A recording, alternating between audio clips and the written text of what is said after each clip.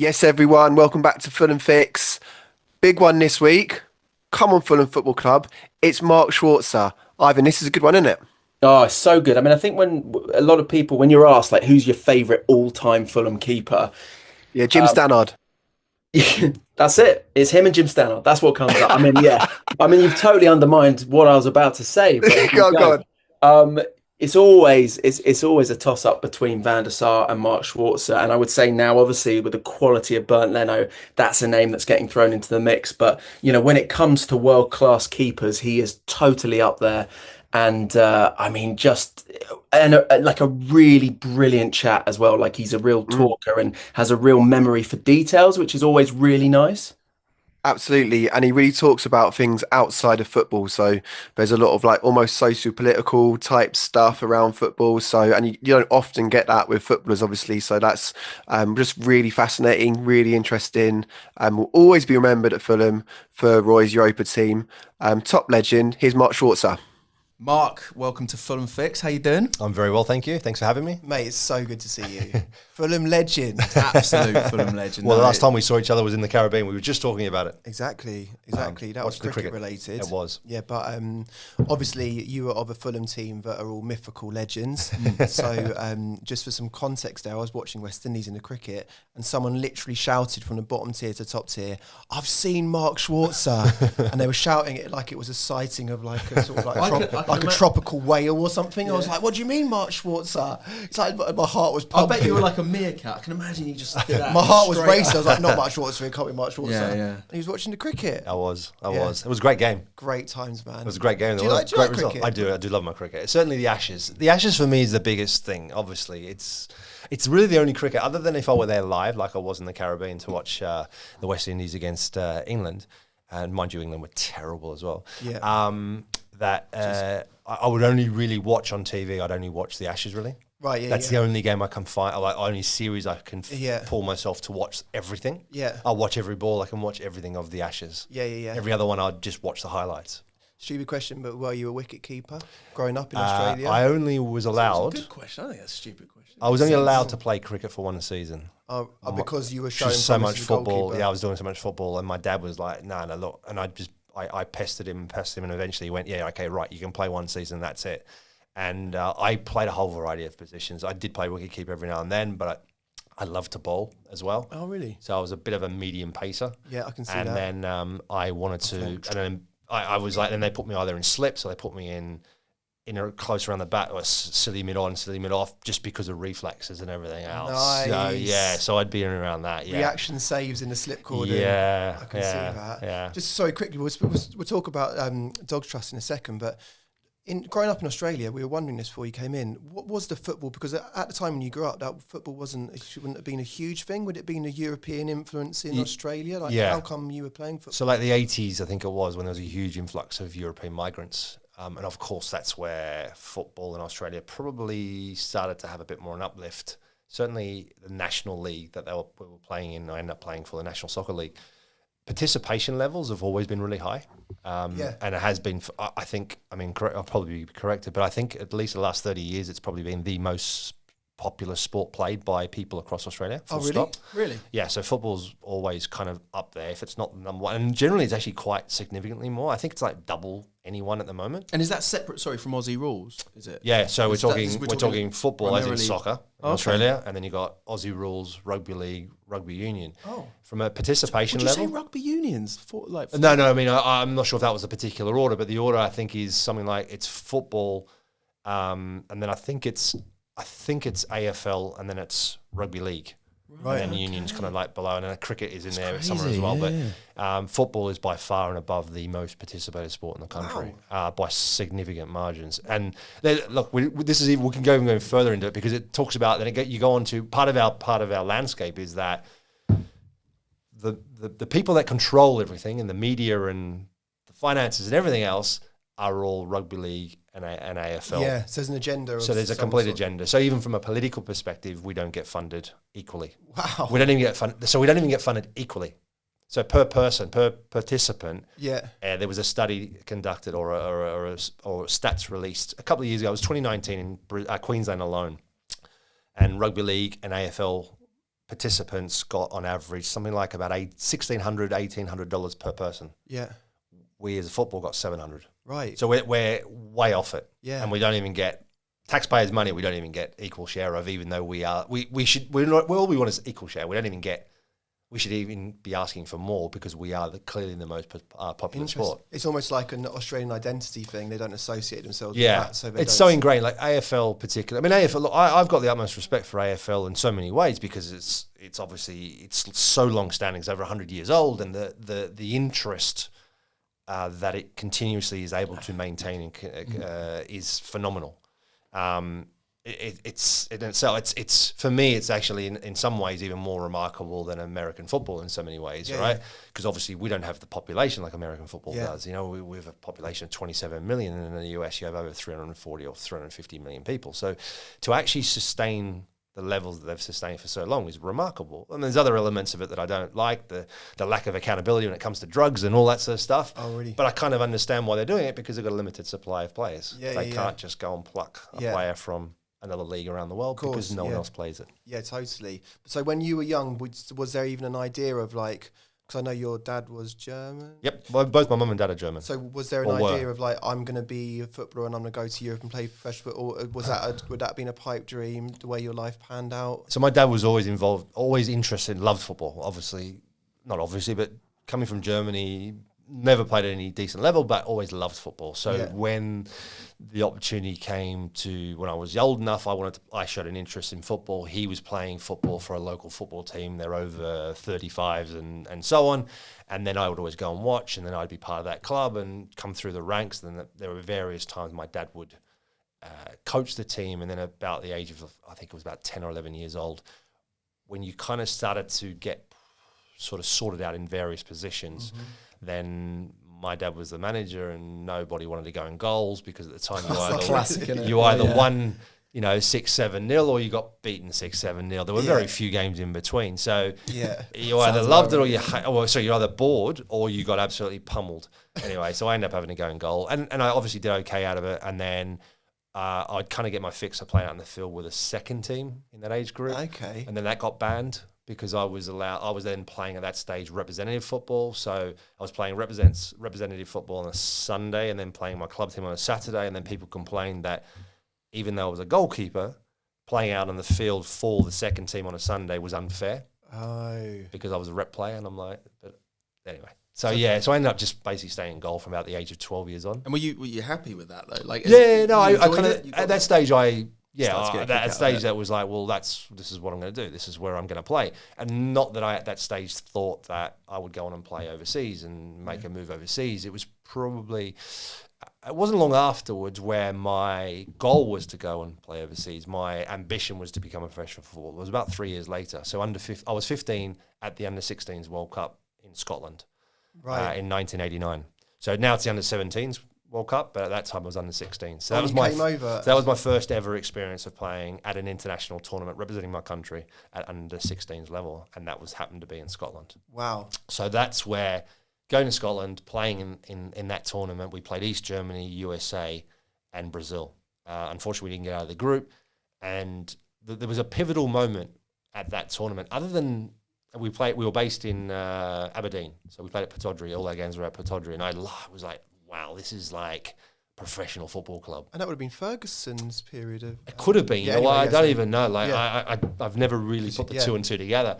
And it was a moment of like, this place is amazing. And I remember so many things at that time where we all stayed in the same hotel, all the countries. And East Germany were there. And I could speak a little bit of German, and the East German players were all in their rooms. They weren't allowed out of their rooms. They were only allowed out of their rooms to go to training, have dinner, and that was it. And I remember interacting with them on their balconies, because our balconies were, and they were like so secretive and really careful that no one would want. It was literally weird. And then obviously I lived in Germany and lived in the east part of Germany, and I know a lot of stories were told about what went on in times like that, and the secretive bit, spying on each other. No. And, all that was happening. It was rife, and it's all factual as well. At under-16 level. Yeah, of course, because they were abroad, right? So there was an element of they needed to make sure they kept control of everyone. They didn't want to make sure that they were looking to escape or better life or whatever it was. There was a complete the players themselves didn't want to leave. is that what you're saying? Well, there was a fear Yeah. from the regime that they would leave. Yeah, but once they got out So of they the wanted to country, make sure, and then they couldn't get them back in again because they'd left, and there was all that elements, and then there were families back in Germany, and then there's threats that if you do, and this is going to happen. And that was rife. That was rife. Drama. That's not just. I'm not saying that that's actually specifically what happened to that football team. No, yeah. But that actually happened in those times. Yeah, and you were conversing for a balcony. Yeah, we're just chatting. I was just literally chatting with them, thinking like, and they were just so afraid to chat. Right. Because they weren't allowed to interact with us. Right, wow. Yeah, so it was pretty weird. Did anyone, if those German players end up becoming, they probably would have You know, done. again, that's another thing I've never really looked at. But there were a lot of them who did play for East Germany that went on to play and Yeah, make they would have successful been. careers. And actually, when the kind of coming down of the wall and the unification of Germany, there were a lot of talented young players coming out of East Germany. Yeah. So yeah, there's a lot. You not so long since that, you end up playing for Dresden. So I was like, that we was were looking at your career path, and you went from Sydney to Dresden to Bradford. Well, I actually went to one club in between that, so Kaiserslautern as well. So I spent Right. 2.5 years in Germany. And the reason being, when I first came over in 1994, there wasn't the freedom of movement in the EU. So there was the European Union, but they hadn't the free movement policy hadn't come into play. So it was actually a year later. Right. So it was whilst I was over that then you had this opening up, and there were no longer restrictions on numbers of European citizens playing and working in different parts of Europe. Okay. So when I first came over, the logical place for me to go was Germany because I got a German passport and I wasn't a foreigner. And as a goalkeeper and untried and tested and very little kind of credit to your name, it makes it easy to go to a country where you're not a foreigner. Did you speak German? I did, but very broken, and I understood far more than I could speak. Right. And the irony of that is I was like 21 and I was with a 19-year-old from the west part of Germany, and he came from a place called Saarbrücken, which is near the French border, and on top of that, he came from a farming background. Right. So he spoke a very basic, very, very heavily dialect German. And we're in the east part of Germany, and it's a bit like the UK, and sometimes I think probably even more extreme, the different dialects. Yeah. So there was a lot of East, the language or the dialect that they use in Dresden, they call it Sächsisch. That's really difficult to understand. Right. And I found a lot of stuff really difficult to understand. Anyway, so this teammate and I would spend a lot of time together, and he had a stutter. On top of everything else, he had a stutter when he got nervous. So if teammates would ask him a question, he'd get quite nervous. He was only 19, and he would try and speak. Yeah. And then in the end, they'd always turn to me and go, "What did he say?" Because I spent so much time with him, I got to know a lot of his mannerisms, and we understood each other. So I would then be the translator in my broken German. I'd be explaining to them. It's incredible. Yeah, and that was a massive difference. There was a massive, huge divide between the East and the West. Yeah. It speaks to actually a lot of things that I've heard about goalkeepers being sort of lonerist or eccentric or having this little different experience to everybody else. Would that be right? Yeah, I suppose so. Yeah, I mean, you're definitely alone. You're definitely isolated. You definitely have a different perspective on things, and there's half the reason why I think, or 3/4 of the reason why people think goalkeepers are mad. Yeah, they're different because they're different. I think the mad thing is a bit old now, and I don't think it is as extreme as it used to be. I think goalkeepers 100% used to be mad before. I don't think that's the case anymore. Yeah. I think the game has evolved so much. But yeah, you are separated. That's for sure. Yeah. And the thing is, in Germany, when I first went over there, I used to think, goalkeepers, we're not going to do as much running. Did I get that wrong? Really? I've never run so much in my life. And that was the old school sort of training as well. And I had a manager when I first went to Dresden. He was a nightmare, like old school, didn't talk to anyone really. A guy called Ziggy Held. Right. Play for West German national team, play for Borussia Dortmund, really well-known player, midfield player. And it was my first experience of European football, and my very first training session was we turned up, and every day customary in Germany is you shake hands of all the coaching staff. Oh. You shake hands with everyone. So he comes in and shakes everyone's hands. And normally the first interaction with him is on the training field. And he came over and he shook everyone's hand. He looked at me, and he's got these long eyebrows. I'm thinking, like, can you not just trim them? Because he looks at you like this. He leans back and he looks back at you. Under his eyebrows. And he goes, who are you? I'm like, because I was so excited, right? And I've just turned up in my first training session. I'm so excited. And the manager goes, who are you? I'm like, I'm the new goalkeeper, second goalkeeper. And he went, oh, yeah, I heard we've got a new one. Oh, right, okay, fine. Oh, And that was my first interaction with it. How old were you at this point? 21. Right. So you're kind of going, what have I gotten myself into? And then on top of that, he's just like, the training was everyday regimental. The same session. Monday was exactly the same. Tuesday was the same. Wednesday, every day of the week was exactly the same. Yeah. And we used to go to away games. And certainly towards the end of the season when we were struggling and the president, that's another story, but the president was, in the end, he ended up in prison because he was corrupt and he got done for fraud, I think it was, or something else. Don't hold me to that exactly. But president of the club. Of the club. Right, okay. And he ran it like he was like the enforcer of this place. Okay. Wow. And he ended up in prison. And they were just like not running out of money. He didn't want to spend any money because it looked like we were going to get relegated. So they stopped. We busted everywhere. And like Dresden is quite on the side near the Czech border, and you would go to games, and so like we would play at, for example, Borussia Mönchengladbach, which is on the west side near the French, sort of like the French, sort of the Ruhrgebiet up in that area, Cologne, all that area there. So we might fly there the day before, but we'd bus it back after the game, and it's like a 6-7 hour bus trip. Yeah. And then you get back at, say, we play on in the evening on a Friday. I remember this one particular one we played on a Friday evening, and so I left the ground at maybe 11:30 at night. We didn't get back until 5:30, 6 o'clock in the morning. Yeah. So as we're turning up into Dresden, the city, the assistant managers walk around the bus going, okay, we've got two options. We've got training today. So we either get there, go into the change rooms, get changed straight away, and we'll go straight out in the forest and do our runs. Yeah. And the guys who play will do their recovery, or we'll come back this afternoon and train. So it's like, everyone's like, just go and train. So we'd get off the bus after a 6-7 hour trip. Wow. And then go and do your training in the forest. And it was literally just runs. In the forest? Yeah, it was running. You just ran. And that was my life in the first year. Run. And a bit of goalkeeping.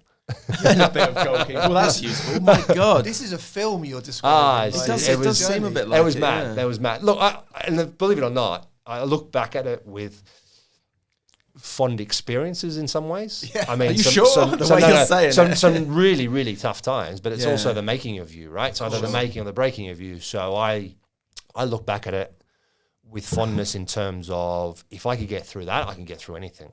So it actually made me even more determined to make it. Yeah. Yeah. And I only played 2 games that year, and it was after that manager had left and all this sort of stuff. And we were actually on to our 3rd manager already at this stage. You hadn't played under. I hadn't played because we had the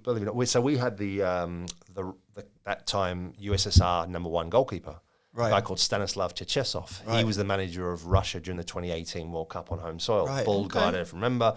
He was a guy that was the #1 for Dresden at the time. And then towards the back end of the season, because we were looking like relegated, he would go away international duty. Yeah. And in those days, it wasn't FIFA dates. They would miss league games. So more often than not, early on in the season, he'd fly him out in a private jet and fly him back on a private jet to get him back in time for the game. And at this stage, he's like, no, look, we're not going to spend that money. So he wouldn't get back in time for the next league game. So I played 2 games when he didn't come back. Right. And I played well in both the games, and that in the end helped me get away from Dresden once we got relegated at the end of that season. The other thing to sort of mention is it would have been so far, literally so far from your home. Yep. But also in terms of just like the environment would have been so different. out of your zone. Because in that time, it was 5 years after unification. So we're talking about a city of Dresden that got 80% was destroyed during the Second World War. Most of it hadn't been built back. It was mostly still, a lot of it was still rubble. Right. It's a beautiful city. And even then it was a beautiful city, and now it's even more beautiful. Like I go back, and I've been back a number of times. It is spectacular. Yeah. It is such a beautiful city to go to. I love going there. Even though I don't have the fondest memories of a footballer living there either, but I do love the place. But regardless, you're thinking I've got to get out of here. Yeah, absolutely. Because it was always about football. So it wasn't about, Dresden was an amazing place to live in some ways, but I still wasn't happy because I wasn't playing. Yeah. And then we got relegated, and because of the financial irregularities in the club, they lost their license to participate in the professional league. They got demoted to a couple of leagues down. So not only did they get knocked out of the Bundesliga, they went down, I think, 2 or 3 levels or 4 levels even. Whoa. Yeah, so they wanted me to stay, but then at that point, the decision hadn't come through yet, and I was being told, look, this is what's going to happen. There's no way in the world they're going to play in the second division. For risk, Yeah, and I'm like, okay, So you'd had not. very little visibility. So how come you got to England? Was it a sort of? Well, I scouting went thing? to Kaiserslautern after that, and I played 4 games in the Bundesliga season that season in the first half of it, and I went from one club that struggled, got relegation, to a club that had never been relegated in the Bundesliga history. To that season, they didn't invest properly. They brought in a lot of players who they were relying on every week that were not up to the levels that they normally brought in, and they had debts, and they were trying to pay off everything. They were managing things at a stadium rebuild or partly rebuild, so they were on a financial tightrope, and ultimately we got relegated as well. Right. And I was there for 18 months, and in the end, a guy called Otto Rehagel came in, who coached Greece to the Euros in 2002 when they won it. Right. Oh, no way. Oh, Yeah, right, yeah. So he came in, and he was another complete old school. Old school. We did tactically. Our tactics at training were we're going to play 7v7 or 8v8 or whatever it was. Running, warm up, half an hour, 45 minutes, get yourself warm, go in the forest, come back, and then we're just going to play small-sided games against it. That's how we trained. Right. And all he did was put in the old players. He didn't have any young players in his team. We were about 6 of us. Did not want anything to do with us. I actually even got dropped from the bench, and he put in a 37-year-old on the bench because he wanted to see whether he was still capable to sit on the bench for the first team. Right. And I had this discussion with him. I'm like, so you're telling me, let me just get this right. You're telling me you want to put an older guy on the bench because you're not sure whether he's still capable of sitting on the bench? Yeah. He said, yeah. Jesus. He says, that's what I've decided. Do you understand? And I It's went, almost well, like a boys' club. yeah. And I went, he goes, do you understand? And I went, well, no, not really, but it's your decision. Anyway, and that was basically the end of it. I left after that. And I went to another big name, ex-German international guy called Hans-Peter Bruegel, was the team manager. So he was the guy in control of or managing the players' contracts in and out of the club, buying and selling of players. And I went to him and just explained the situation. And he knew that a lot of the young players weren't happy because they bought quite a lot of young players for the future. Yeah. Okay. And weren't using the them manager at all. just was not Yeah. remotely interested. I mean, look, in the end, it worked for them because the next season they got promoted. The next season they went on to win the Bundesliga title. Oh, did they? Yeah, and then the next season he got the sack.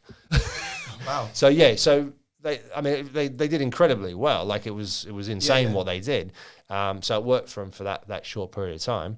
So in the end I went on trial, and I went on trial to Manchester City, believe it or not. Right. And Okay. that was a very different Manchester City. Steve Coppell was in charge of Man City at the time. Yeah. He'd only just signed at the beginning of the season. He just promised all this money, and I apparently was about the 3rd or 4th player that they wanted to sign permanently, and I was £155,000. And then I trialled with them for 1 week, and then did well, played a game behind closed doors. They were happy with me, but they said, look, we want to see you in a reserve grade game.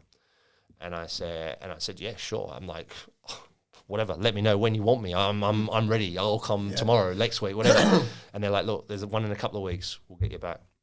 And true to their word, they did. And I came back and played in a resi game away at Bradford at Valley Parade. And the story goes that Phil Neal was the assistant of Manchester City under Steve Coppell, went into the office where Chris Kamara was sitting at the desk and said, have you got a strong team out today? And he said, well, yeah, actually we do. We've got about 5 players that have come back from injury and some that haven't been playing games. So we're gonna have a lot of first team players in it. So yeah, it's going to be a pretty strong side. He says, oh, good. And he goes, why? He says, oh, well, we've got this goalkeeper who's done pretty well and we want to really test him, and this is a great opportunity to test him. And this is all obviously unbeknownst to me. So I play this game for Manchester City, which we win the game 1-0, and I play really well. And straight after the game, I get a phone call sitting out in the bus outside the stadium from the agent who brought me over saying, you must have played well, because he didn't even come to see the game, right? And he goes, you must have played really well. And I went, I did all right. And he goes, well, because I said, why is that? And he said, well, Chris Kamara's just been on the phone. He wants to sign you on loan. And I went, well, A, I'm not going anywhere on loan because I want to get out of Germany. Yeah. And I said, B, I'm here with Man City. So that's my priority, right? That's the right thing to do. He says, yeah, that's what I told them. That's not a problem. But they're definitely keen. Anyway, long story. Manchester City, Steve Coppell wants to sign me. Manchester City then tell him, no, you can have him on loan. And apparently he walked out of the club. And that was literally like 2 days after I went back to Germany. He walked out. And sorry, Kamara walked out. No, Steve Coppell at Man Steve City. Coppell left. Yeah, Okay, right. He walked out of the club because they wouldn't let him sign me Right. for 155 grand. No way. Yeah, so he walked.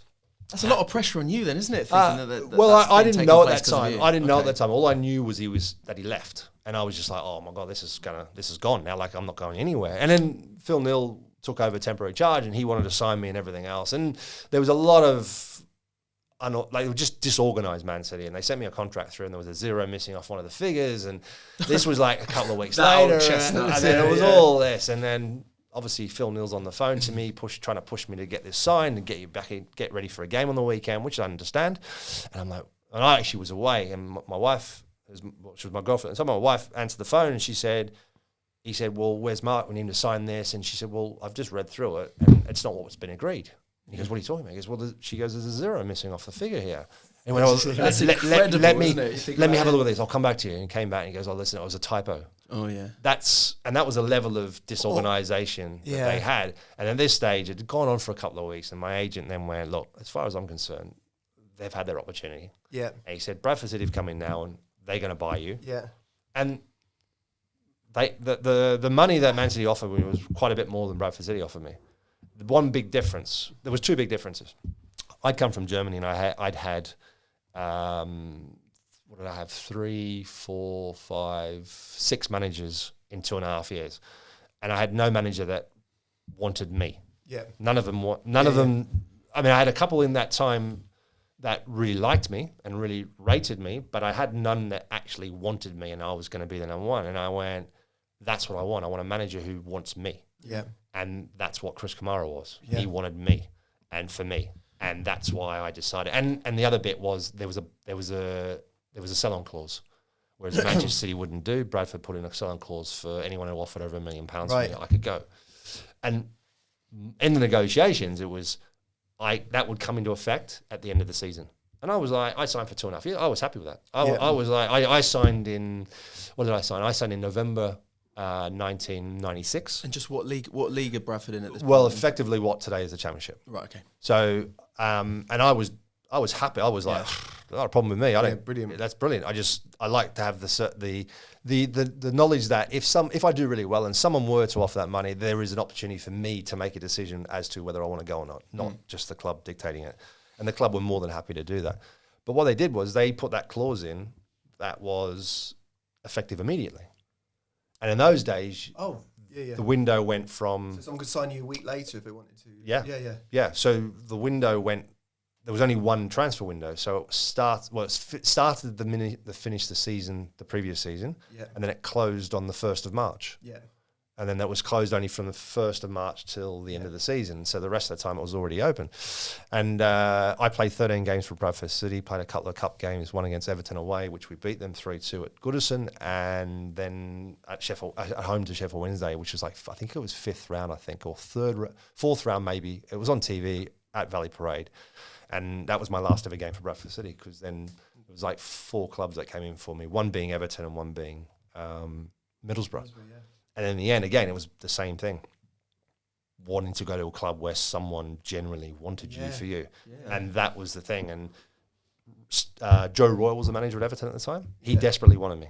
Right. But unfortunately, the president of the club at the time, or the chairman of the club, he just took it as a game. And there was no intent from him to really want to sign me other than having his own little game.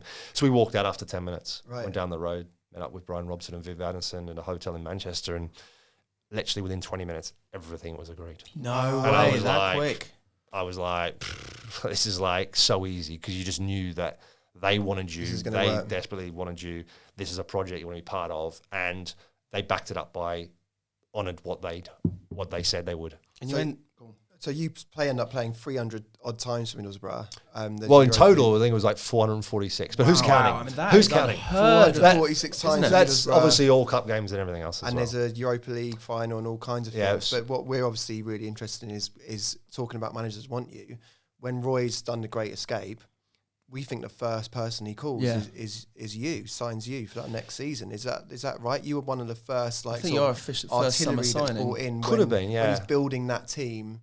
It's going to be eventually get to the Europa League. So the connection comes through Mike Kelly. Right. Mike Kelly was the assistant manager and goalkeeping coach under Roy at that time. Ray Lewington was there. And then Billy McKinley comes. I'm not sure if Billy was there right at the off, or maybe he came a couple of seasons in, or a season or two after. I'm not sure. But certainly Mike Kelly was the goalkeeping coach stroke assistant manager under Roy. So Mike was heavily involved in me signing for Middlesbrough. So Mike was a goalkeeping coach at Middlesbrough at the time, and Brian Robson, they were desperate for a goalkeeper, and he kept putting names forward, and Mike Kelly kept saying, no. And then one weekend, as the story goes, backtracking a bit, I played for Bradford City away at Crystal Palace, and we end up losing the game 2-1. But again, it was a game that I was heavily involved in. I was really busy, and I played well enough in a 2-1 loss. And Mike Kelly apparently was there watching the game because he lived in London, even though he was commuting back and forth to Middlesbrough. So that week, or a couple of weeks later, Brian Robson's in his office, and Mike Kelly walks in. He goes, "Hey, this goalkeeper, Schwarzer, playing at Bradford City." "Yeah, I know." He sits up in his chair. He goes, "What are you talking about?" "I know." He goes, "Yeah, I watched him play the other day." He goes, "Why are you watching him play?" "Because that's what I do." And he says, "We can sign him." I said, "Sign him." And that's actually how it went. Right. So I had this connection with Mike Kelly, even though I only worked with him for 4 months, because he left at the end of that season, which I was gutted about, because he was involved in signing me. So it was one of those things where you had someone that heavily wanted you, and that was what it was all about, because you grow in confidence then straight away, because you know someone's got your back and someone really believes in you. Yeah. So then Mike was in contact with me through various periods of time through that back end of the season when they came to Fulham. And it was probably, actually the first time he mentioned something to me was when Fulham came to Middlesbrough towards the back end of that season. And I think we beat you 1-0 or something like that, I think it was. And I saw Mike in the warm-up, and he came over, and he at the end of the game, I think it was as well. I saw him obviously before and spoke, and then after the game, he said to me, "What are you doing at the end of the season?" Because he knew my contract was up. Right. And I said, "Look," "probably going to be leaving. I don't think I'll be staying." Because there was a lot of things going on at Middlesbrough at the time. And did you feel like your time was up? Because it's a long 100%. like a decade. It was the best thing I ever did. 100%. And he said to me, "Right," he said, "keep in contact." He says, "We'll have to wait and see what happens with us this season, but keep in contact." I said, "Yeah, sure." Anyway, long story, but I ended up leaving Middlesbrough. I decided I was leaving Middlesbrough for various reasons. And it was the right time, I think, for everyone. To move on. I needed a new challenge. I think they felt that I wasn't up to the level to play anymore, at the level they were expecting. Mad. It's So, crazy, isn't it? but I think it happens when you're in a club for so long. There's an element of familiarity, and there are people obviously who make opinions of you, and that just never changes. No matter what you do, doesn't matter how consistent you were, or if the minute you make a mistake, it compounds. Or there's elements of your game that people get in their head that they just don't like. Yeah. Or they don't think it's good enough. Right. And that, I think, in the end, what happens with any player that's been in a club for a long period of time. Yeah. So I don't fixate on your failings. I'm so used to seeing you. That's right. Yeah. And then the realization maybe is afterwards when you leave and they go, "Oh, actually, this is not what we haven't got this anymore. We haven't got that." Yeah. Or we haven't got the consistency, or whatever it is. It's like that. It might not be either, isn't it, in football? But it might not be with anyone, right? They might go, "Well, actually, this guy's even better." So it happens in various ways, right? So for me, I didn't really care about that anymore. Once I'd made the decision I was leaving, I didn't care in the end how they felt, whether it was the right decision or not the right, because it was about, I still believed I was good enough. I still believed I could play at the highest level, and I was fitter, stronger than I'd ever been at that point in my life. Yeah. I'd hardly, like, if you look at statistically, I'd played over 30 games a season for nearly 12 years. Yeah. So there was no reason not to and then again, they wanted to only give me a 1-year contract, and I knew for a fact from various discussions with various people that I had to get a minimum. I'd already had an offer from going to Juventus. I had an offer to go to Bayern Munich, but they were as number twos. And and they were minimum 2 years, and I'm like, well, I'm not taking anything less than 2 years. Yeah. So then Fulham came in for me. Again, it was one of those simple things that I think, obviously, I was watching intently. I was about to say, were you keeping an eye on what Roy Yeah, was doing over there? 100%. The Great Escape. Yeah, 100%. Did you watch and go, well, that's not going to happen? Looks impossible at the moment. No, never. Really? No, because you always think, I always thought they're up against it. Yeah. I just kept saying, I hope they stay up. I hope they stay up. Come on. I really want them to stay up because it just gives you an option then. Let's see what happens. Even though I knew nothing else other than let's stay in touch. That was the only conversation I had. And I'm like, okay, knowing Mike, knowing what he wants, there's a good chance that they will be interested if they stay up. Yeah. And literally, so you guys, the last game of the season, I think was a Sunday. Is that right? I think it was. I think it might have been, yeah. Yeah, and I flew out on the Thursday. I was going to Australia, and I went via Singapore.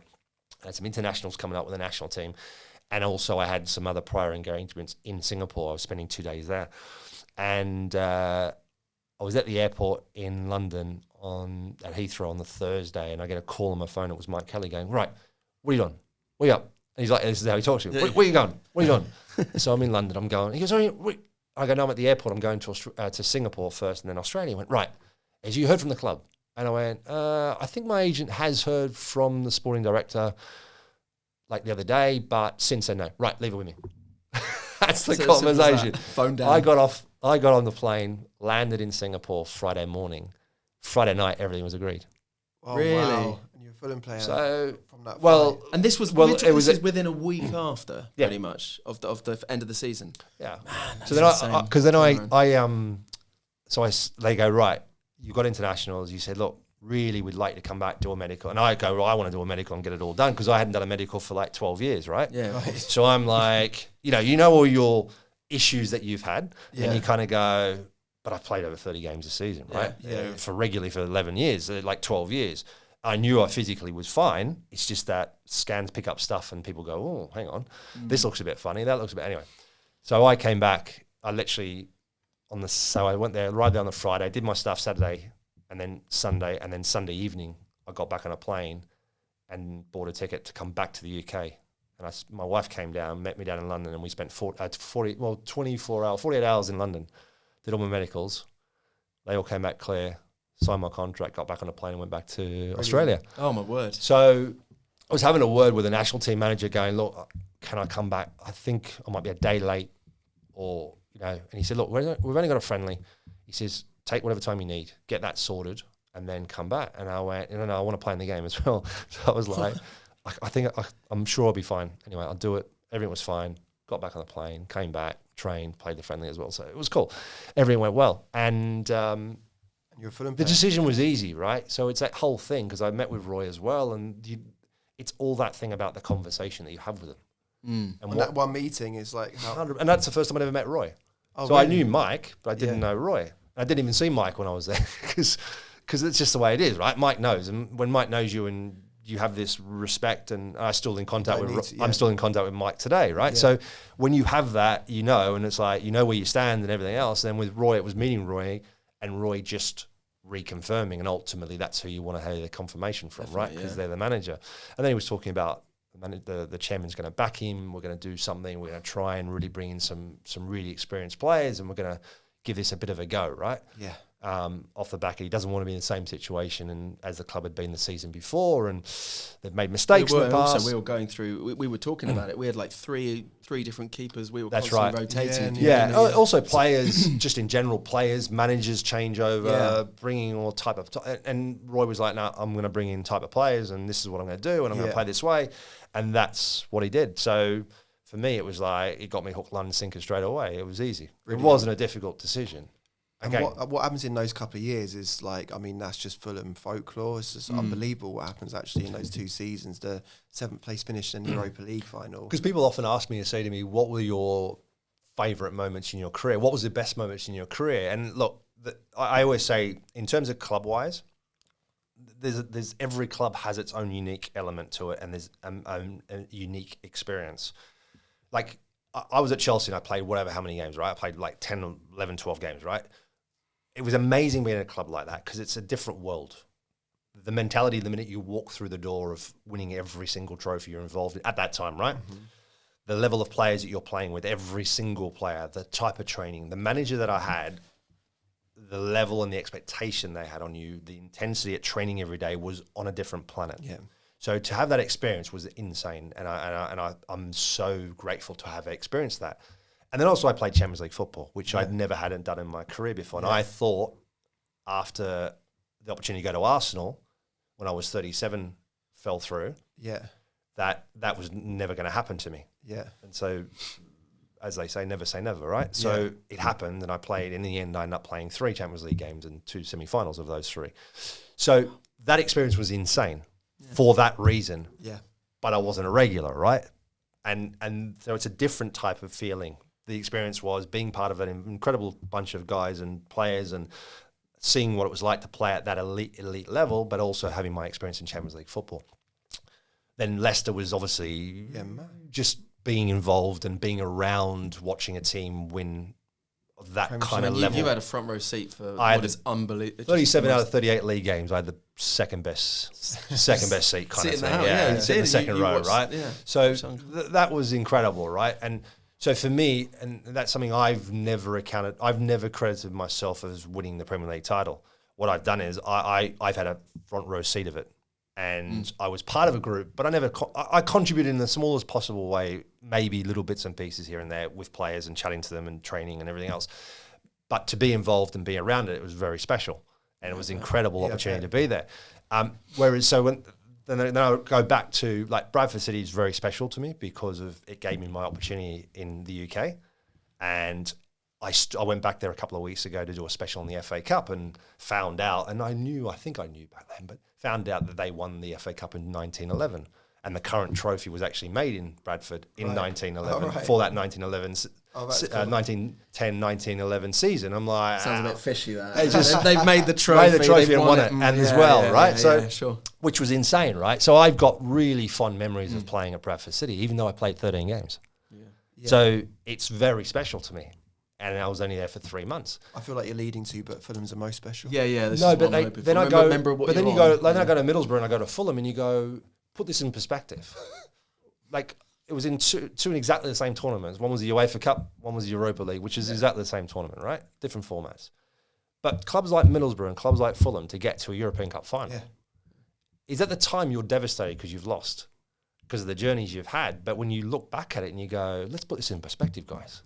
Yeah. For clubs like Middlesbrough and Fulham to get to European Cup finals at that time, and you look at the opposition we beat, how we beat them. We were talking about that the other on day. Both of the journeys. They both had kind of like similarities were insane, right? Yeah. And they were brilliant. And it's I can't choose between the two in terms of which one was more special than the other. They were equally both incredibly enjoyable and amazing and remarkable, and also different. So they both have really special moments in your life. I don't want to focus on the heartbreak, but can you, because I can still see the ball going over the line in Hamburg, because it felt like it took forever in the last minute. It was going wide as well, you know. The ball was going, when it hits Brady, it's going wide. Which Brady can't do anything about, because he's just doing what he has to do. And that's 9 times out of 10 that doesn't go in. Can you see it happening still in your mind? Yeah. Like, but even if you think about both goals, how unlucky we were with both goals. Yeah. Because the first one was a blocked shot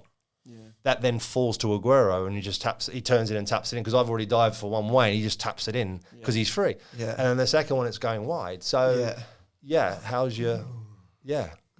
But and they're the moments, right? They're moments that you kind of like defining moments. They're kind of like sliding door moments that sometimes you get that luck, sometimes you don't. And that is, for me, that's just, I don't know, what do you want to call it? Fate. I don't know. I don't believe in that, because you make your own fate. But that's just a moment that, unfortunately for us, it just wasn't just didn't favour us. Were you preparing for penalties? Were you doing it in your head? Because we're only a minute away at that point. Yes and no. Like, there's no doubt you think about the fact that you're heading towards penalties, but you also know too well that you've got to finish the game. Because anything can happen. So what were we? How many minutes were we from penalties? I think we were 3 minutes. 3 minutes. And did you? I mean, I think I've said this before, and I hope I'm right in saying it again. But David De Gea has never won a penalty shootout. You know what? I don't even know. I don't even know that stat. All I was thinking was like, and then again, and we know you can. But if you look at their teams, right? If you look at the two teams, both of them, like even that Seville that we got beaten by Middlesbrough, we lost 4-0, but it was never a 4-0. But you look at those players, and then you look at the players we played against at Atletico Madrid. I mean, like, unbelievable squad of players in both those sides, right? And you just kind of go, that season, what we did was, I mean, you know, the volcanic ash, and then we got on a bus and we travelled 18 hours to Hamburg, and we played them in their stadium in the semi-final, and we drew 0-0, right? Then we, you know, obviously we beat them at home 2-1, and Juve before that, and then obviously the teams we beat, okay, on paper, like you look at Wolfsburg and you go, well, but they were a good side, a really good side. Shakhtar Donetsk was probably the best football team that I've ever played against. Really? That first half at Craven Cottage. just went, wow. Yeah. Like, we're in trouble here. Yeah. Because you're just thinking, you can't put a glove on them. They're that good. Yeah. You're just saying, this is a different level. Yeah. And obviously, whatever, they couldn't maintain it. They dropped off. We improved. Bobby scores an incredible goal to win the game. And then we go there, and the pitch was the worst. The pitch was their biggest enemy because they couldn't play football. Oh, what is it? Was it like It was on their pitch. It was terrible. Why? What's that down to? It was. When did we play? We played like February time or something like that. So winter. It was really poor condition. No way. Yeah, and it suited us massively because we could revert to going a little bit higher if we needed to, of course. And obviously we got bombarded, and then Murph decided to go and kick the other player or something, get a red card and make it a little bit more interesting for us. Yeah. Obviously we score from a set play, Breda scores a header, and you're thinking like, right, okay. And then we dig in and we do really well, and obviously end up drawing the game, and you just think, how we got through that is actually up there with the Juve game in some ways. Yeah. But obviously nowhere near as dramatic, but it's up there with that because of the quality of opposition you played against. Tell us about the dressing room drama, the thing that, cause we've obviously had a few people from that. Well, we've had Roy and Bobby and Zoltan, and everyone. Clint. Well, exactly. Everyone talks about Clint. We've got hopefully Clint coming up soon. Have you? Exactly what I was going to ask you. Because the famous moment when he punches the glass when he's not picked. What was your view? Did you see it? Yeah, I did. Yeah. Oh, you saw it happen. Yeah. What did you think? Talk us through those moments. What's going on here? Like, what's going on? Because I assumed that he'd obviously been speaking to someone, but I didn't see that, and I didn't know that he'd been called into the office. And as the years gone on, you kind of hear stories as to what actually unfolded on the day. And I believe, I'll stand corrected if need be, that Bobby obviously was struggling whether he was going to be fit or not. The morning of, I think he said, no, I'm not fit. That's right, yeah. And then Roy called Clint and said, Clint, get yourself ready, you're starting tonight. And then Bobby, I think, changed his mind or felt better and then came earlier, did a fitness test, went, no, I'm fit. Yeah. And then Roy called him in and said, you're not playing what I now. just said. Yeah, you know what I said? Forget what I said this morning. Yeah. Bobby's going to play. Man. And then Clint went out. And Clint, you know, like, I'm not sure if you guys have come across Clint before. So Clint's like the most relaxed man on the planet. Yeah. Right? He's like the most relaxed man on the world off a football pitch. Yeah. Don't put him anywhere near a football pitch because then you got a different Clint Dempsey. And that's also what made him so special, right? Yeah. And that's what made him like so determined. And then when you talk to him and you find out about his history a little bit, which you guys will find out when you speak to him, hopefully on the podcast, he had a really tough upbringing. Yeah. The backstory of it all is fascinating. Yeah. Certainly from an outsider, from someone abroad. And kind of like you piece the pieces together and you understand the behavior, you understand the mentality, and you understand the determination to succeed, which is admirable. Which you'd had as well. Like Everyone has their own little story as to why they do what they do and what drives them and what doesn't. And Clint's one is one of those ones of real hardship and really determined to make a go of it, and felt like, you know, he's always having to prove himself and, you know, come out swinging. I know, that's his diplomacy. Diplomacy was coming out swinging. And Clint was a classic at training because you just thought, right, you know, the bigger games became and the more pressure there was and tension and determination to play and be successful, then the tensions were high. And there was always Clint was at training. He'd be so determined to prove that he was good enough to win even at training that he'd more often, I don't think he fully fathomed the level of which he'd go into challenges sometimes. And then the minute someone would react, he'd literally like want to fight them. Wow. And it was like that was just amongst the Fulham squad.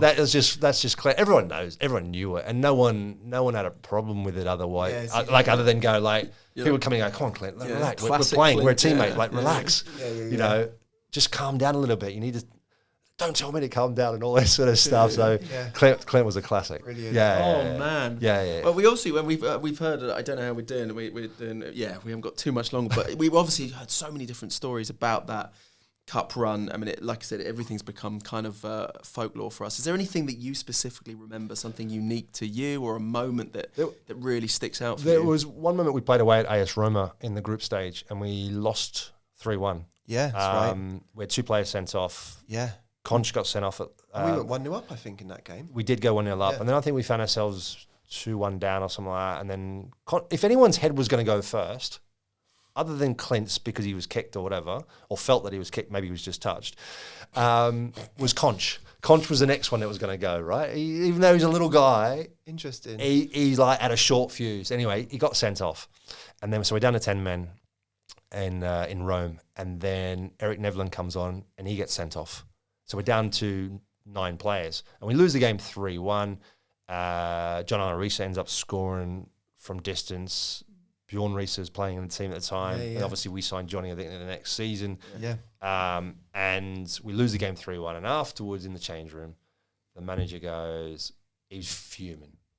Roy, and he's got his hands in his pocket and he's walking around and he's like kicking things and he's got his hands in his pocket and he's like shaking, like nodding his head, looking at the ground, swearing and cursing about this stupid competition and that he'd been to a final and lost it and no one wants to go to a final and lose it because I've done it. So let's not even worry about it. Let's just get on with it, blah, blah, blah. And then everyone's like off and just going, this is not how it's going to end. There's no way in the world. Because we had to play Basel away. Yeah. And Basel hadn't lost. So put in perspective, Basel at that time hadn't lost a European game in over 2.5 years at home. Yeah. So we're going into a place that is like so difficult to get a result. And I'd been there with Middlesbrough in 2005-06 season, and we played them in the knockout stages, and we lost in Basel 2-0. Yeah. We beat them at home 4-1. Knocked them out as well. And then, so we're going there as Fulham needing to win in Basel. And I remember in the change rooms, and the manager's giving his talks, and everyone's giving the talks, and Murph would say something, and then I'd go, right, I've been to a final as well, guys. I know what it's like to lose, but I tell you what, I'll give anything to go to a final again, just to put it right. And then it was just one of those moments where you just kind of go, and the manager, I remember seeing the manager in the back of the sort of corner of my eye, and he's got his hands in his pocket, sort of state, the sort of norm position for Roy at the time, head down a little bit. And then he sort of like, there was a bit of a grin across his face when I said it. And then, so it was a little bit of a play on it afterwards, and people were just like having a bit of a laugh about it. So it was just moments like that when you kind of go, right, these are moments and we can prove it wrong. And, when you get to a final, any event like that or big game, you always look back with some sort of regrets. So you always look back and go, why did I do that? Why did I do that? And that was always the message I would say. I said, look, everyone in this room, or pretty much a lot of us in this room, have played big games, and there's always moments of you look back at and go, I wish I didn't do this. I wish I did that. I wish I'd done that. I said, the one thing you can do yourself a massive favour is just have no regrets. Making sure that you do everything you possibly can to make sure you have no regrets and give it everything you possibly can. Yeah. And believe that we can do it. And obviously we went to Basel and we won 3-2, right? So on a really, really, really cold night, and it was freezing, snowing and everything else, and conditions that we're not used to playing in that much, right? Whereas they are. So again, everything was in their favour. Yeah, yeah. And we beat them, and that was the main thing. That's how to do it, man. That's Fulham fans are going to be screaming just to get a couple of moments in. Firstly, I really want to just hear from you about the Arteta penalty save against Arsenal, which was loaded with a lot of backstory, because you mentioned that there was always talk about you maybe going to Arsenal at that time, and you were linked with them, and then you end up to draw the game 2-2 at the Emirates. Yeah. Arteta has a last-minute penalty which you save, which sends Fulham fans into like rapture, which is a great Fulham moment. Yeah, it's interesting because that loaded kind of question really, in terms of the circumstances and being Arsenal and the club that I was going to go or wanted to go to. And the just to put that in perspective is that I was 37 years old. Roy, obviously, he calls me in Germany, 2010, literally 3 days before our first game in the World Cup, and goes, the Arsenal have been on the phone for the Arsenal. The Arsenal. Yeah. Because that's how he always refers to them. Old school. Yeah. And I was like, wow, okay. I had no clue. So I've just got this random call from Roy going, the Arsenal are in for you. And I'm like, oh, okay. Because like people go, oh, yeah, of course you knew. I go, no, I actually genuinely did not know about it. Right. The club, they contacted the club directly. Right. So there was no contact with me whatsoever. And then I go, okay. And he goes, I thought it'd be right that I'd ask you what you wanted to do. And I went, well, Roy, like, it's the Arsenal, like you said. And I said, this is an opportunity to play at the top, to try and win things, to be a number one at a huge club, playing your Champions League football, all that stuff. And I said, I can't like at the moment, the time I've had at this club at Fulham has been incredible, and it's obviously allowed me to get to the position I'm in now, to be in a position where someone like Arsenal wanted me. So I said, I kind of went, unfortunately, I want to go. Yeah. Like, I have to at my age. Yeah, There's yeah. no other, like, if I want to kind of fulfill my ambitions, I have to. Yeah. And he says, that's what I thought you'd say. He says, look, it's fine. He says, look, we will do whatever we can to make it happen. He said, Mike Kelly will go and find another goalkeeper. Once we get a bit of money for you, we'll get the right goalkeeper, and everyone's happy, we'll make it happen. The problem for me was Roy left two weeks later, went to Liverpool. Yeah, of course, So that whole thing of that discussion and my mindset and everything else was that. And then after that, it was all complete denial. So Mark Everything was denial. Everything was... So Mark Hughes comes in and says, Yeah, but he "I'm not comes in... leaving." Remember when he comes in, right? Because at that time, they were pursuing Martin Jol. Right. Ongoing. He was at Ajax at the Okay, time. yeah. And thank God that didn't happen earlier. Anyway, and... did I say that? Yeah, I did. Seems to be consensus. And then we signed... and obviously Mark Hughes signed 2 weeks before the start of the season. Yeah. Oh, so the club has just said, you're not going now, actually? No, there was just everything. No one was making a decision. Right. And it was just went quiet. And at this age, obviously, your agent's involved. And I'm saying, well, what's happening? And then he goes, well, they're not going to make a decision until they have a manager in. And that's when they'll make a decision. And I went, okay, fine. So Mark Hughes comes in 2 weeks before the start of the season. And I go to him, we train. And I go to him, I walked up to his office, actually. I didn't even ask him on the train. I said, can I have a word with you? He says, yeah, come in. So I sat down and I went, Gaffer, nice to meet you. I said, I'm sure you might know or have heard or whatever. I said, Arsenal's come in for me, and I haven't spoken to Roy and that, and he said I could go, and I really want to go, and I desperately got my head set on it. You of all people can understand wanting to play at the highest level. And he went, no, I haven't heard anything. And I'm like, your heart sinks and you're just kind of like, right, okay, here we go. We're going to play this game. And then it sort of like dragged on. And that's why it was all really difficult to deal with at the time. So my head had gone for quite some period of time. And then afterwards, the realization is it's just not happening, and they're going to move on, and everything's not going to happen. And the club, to be fair, the club were great. Fulham were great. They sat down with me and we discussed a new contract and everything else. And in that stage, it was like not the realization, but it was for me in my head. It was like, okay, fine, I'm staying at Fulham, and we're going to try and continue along that path. And once I got my head around that, was all perfectly fine. So going to Arsenal, it was great, because then you end up going, right, that's what you missed out on. That penalty. And it's funny because I saw Mikel Arteta a couple of weeks ago. I've got to do some work with different media outlets, and I was working for Opta Sport, Australian TV. And I interviewed Mikel Arteta after they beat Tottenham at the North London derby at Spurs. Also, it's probably quite a bit of a while ago. I say a couple of weeks ago. They all merged into one. And I said to him, I went, oh, Mick, I just remembered, what was your last ever penalty miss? And he started laughing. He's like laughing. Full stretch? Yeah, down to my left. And he goes, oh, let me guess. He goes, it was one against you. I said, yep, it was. That's how we started the interview. But he was really happy. Then you pick up the mic, you drop it. They beat Spurs at Spurs, and he was brilliant. He took it really, really well. So it was tongue in cheek. As did all the Fulham fans. What do you so basically, I mean, if you're ever having this conversation from anyone who's watched Fulham in the last 40, 50 years, would say you or Edwin van der Sar would be the elite goalkeepers we've had. But quickly, what do you make of Leno? Because he's starting to feel like he feels quite Schwarzer-esque actually in his consistency and what he gives the team. I think what was interesting for me was I've always been a big fan of Bernd Leno, and when he was at Arsenal, I was a big fan of his, and I felt for him the way that happened and thought, wow, that's a big call. Because at the time, Ramsdale, who taking over from, I didn't think was at the level as Leno. I didn't think he was anywhere near the level of Leno. Yeah. And to be fair, Ramsdale did incredibly well, and I'm a fan of Ramsdale as well, right? Because I think he's a really good guy, and I think he's a really good goalkeeper. But Bernd, I think, is when he signed for Fulham, I felt like it was a temporary spot for him, coming from Arsenal, coming to Fulham, thinking, okay, he's going to be here for a season or two, and then he's going to look to, because he's a German international, wants to be involved in the national team.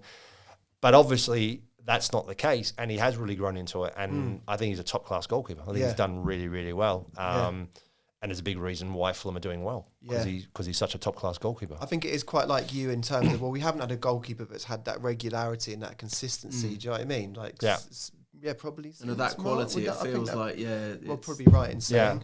Yeah. I mean, the game's evolved as well, so they play a different style of football, and I think Bernd as the ability to play multiple different ways of football. He's good with his feet. He's accomplished with the ball there. And I think Fulham, look, and that's key. I totally agree. I'm not a fan of this swapping and changing of goalkeepers all the time. I think it doesn't help anyone. I think Fulham had that experience. What season was it? It was 13-14 when you went down. It was just, I mean, Middlesbrough did the same after I left. So you have continuity for a number of years, and then you kind of lose it, and you don't know which is which, and and there's constant changing, and your season's going badly, and everything else. And a lot of that's to do with the fact that obviously the team's not doing well, but you just haven't been able to establish who is your number one and who should be playing every week, and maybe they're not performing the level that you kind of need them to. Yeah. And I think it says a lot about having a goalkeeper that's been around for some time that is kind of not part of the furniture, because it's a bad term really in some ways, because it reverts back to my days at Middlesbrough. You get to a point where people then start taking you for granted, basically. Possibly. I'm not saying that's exactly what happened, but there is a chance of that happening. And also the flip side is, as a player, you get too comfortable. As a player, you're expecting to play all the time. And it's like, I'm playing, it doesn't matter what happens. I can have a couple of bad games because I've got enough credit in the bank.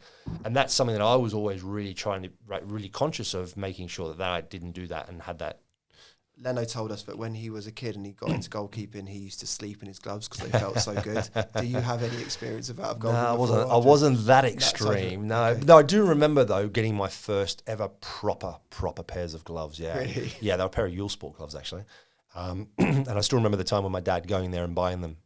There was kind of like a little bit of an exhibition going on, and Sport representative from Australia were there, and we ended up getting these pairs of. They were unbelievable, like the best gloves ever. Yeah. I remember they were white and they had the black Sport logo on the back and everything else. They were so good. So, tell us about your work with the Dogs Trust. This is we've got a lot of Fulham fans loving dogs. We actually had a thing when we first started the podcast, which was about people could send their dogs and cats and pets in named after Fulham players. Now we understand you have a lot of dogs. Is that correct? I suppose I still have, for normal terms, quite a lot of. I've only got 4 dogs now. Okay. I used to have, the most I ever had was 18. That's a lot of dogs. Yeah, the 18 was only for 4 weeks, because one of the dogs we had, she was pregnant, so she had pups. We were there for the whole process of her having pups, and then she went back to the charity, and then the dogs were all rehomed. So we only had for 4 weeks, because they left before the time of being rehomed, but they went back to the charity. 18 dogs in the house? Not in the house per se, but right, I'm fortunate. I've got land, and I've got kennels, and I've got ability to, and to be fair, very few of my dogs ever spent long periods of time in the kennels at all. The kennels were only temporary. They were only ever just because there were some dogs that didn't like each other, and they wanted to kill each other. And when they're big Rottweilers, that's not a good thing. But you kind of have to manage these things. I had the most I had is, as in our own dogs, were 10 at one time. Right. And we had them for about 5-6 years at various times. We got them at different ages. Right. And they were, what did I have? I had 3 Rottweilers, 3 German Shepherds, Border Collie, maybe more, 4 or 5 German Shepherds. Yeah, Border Collie, and a Beagle. Yeah, so it's just an odd bunch. And you said they're all rescue dogs pretty much from this charity. Well, I had 4 that I had from breeders. Yeah. I've only got one of those left. Yeah. All the rest have passed on, unfortunately. And then the other ones I've got now, the 3 others are all rescues. So, I've had a lot of rescues. So of that 10, 6 were rescues that we basically adopted in the end. Because they were probably the problem dogs. The dogs that are really difficult to rehome for various reasons. And whether it's because they weren't friendly with other dogs, or they were quite territorial, or whatever it was, there's quite a lot of dogs that you get that are abused. Yeah. And that's what the charity does really well. So Dog Trust is like the biggest dog trust, biggest dog charity in the country, and one of the biggest in the world. The rehoming it does is incredible. It's got 20 odd rehoming centres across the country. Amazing. They do international programs of vaccinating dogs against rabies in different parts of the world. They've done like over 1 million vaccinations of dogs. They're trying to eradicate rabies. That also are the reason of human deaths because of rabies as well, because they contract it. Yeah. So they do programs of education as well. And in this country also what they do is they do rehoming of dogs. Not rehoming, actually, that's probably the wrong word to use, but they provide a service for domestic abuse people. Okay. So one of the biggest issues a lot of the times, some of the issues that can come from domestic abuse is that there will be an animal involved, a dog involved. Right. And there is a real attachment from the person who's been abused to that dog. Yes. And they go into a shelter, the victim, and the dog can't go to the shelter. So dog trusts have a program in place that they take care of the dog for the period of time that person is unable to. Yeah. And that dog will always be theirs and always have visits with them and be able to spend time with them. And then when they're ready on their feet, they'll go back and spend with their family. So they've realised how important the dog can be for people's lives, and it's very true. And unfortunately, we're in a position where obviously one of the first things when things don't go well, when people are in financial problems, which is obviously huge these days, is one of the first things that happens is they have to give up a dog, which is devastating for anyone. And that's why dog trusts are really good. Dog trusts are there to help support. They give advice. They give advice on dog behavioural. They provide a service where there's donated food. So people who are struggling, they do everything they possibly can to keep the dog in a house that's loved, obviously. And they provide food for them. So people can even have free food for their dogs. That is beautiful. Yeah, and they've got a veterinary clinic. They've got everything. So they're an enormous organisation that my wife in particular, has spearheaded it all, really. And she's the one that's been involved with all the charities throughout this period of time, and we've gone along for the ride and been part of it. And we all grew up with dogs. I grew up with dogs, and I love dogs. And it's pretty bad these days. We have dogs sleeping in our house and in our room and all sorts.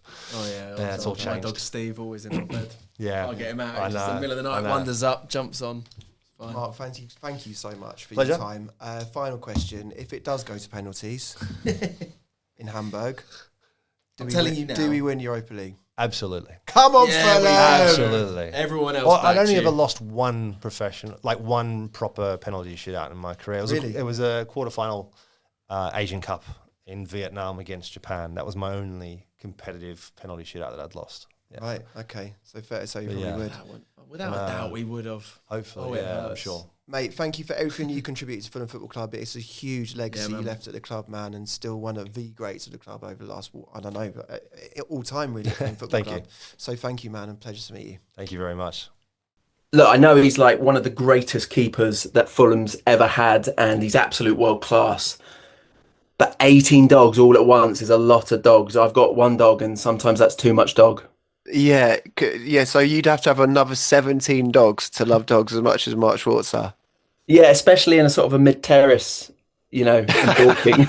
That's a lot of dogs to have in. I mean, I think he's got I think he's got land. He's definitely got land, so you can get away with it on land. You imagine he will do, but also really nice to see someone doing something that they really believe in, really care about, or make a positive impact. Dogstrust.org, if you're interested in that, and good on Mark Schwarzer. That was really good, wasn't it, Ivan? I love that. Honestly, brilliant. Just so nice to be around just such a, I don't know, like such a, you can sense that kind of presence, he was one of those goalkeepers, really vocal, commanded his area, commanded his box, he's not one of the quiet ones that sort of lets you get on. And you even sense that in the interview. I don't know, like he's just kind of a real presence, really strong, and and I love that. It's just fantastic, really exciting to be around, And I was speaking to that fact is after we went off, we continued talking about Martin Yole, Mark Hughes, the Fulham era. There was so much more conversation to be had, which I know that you've had some of the dudes as well with Mark Schwarzer. So.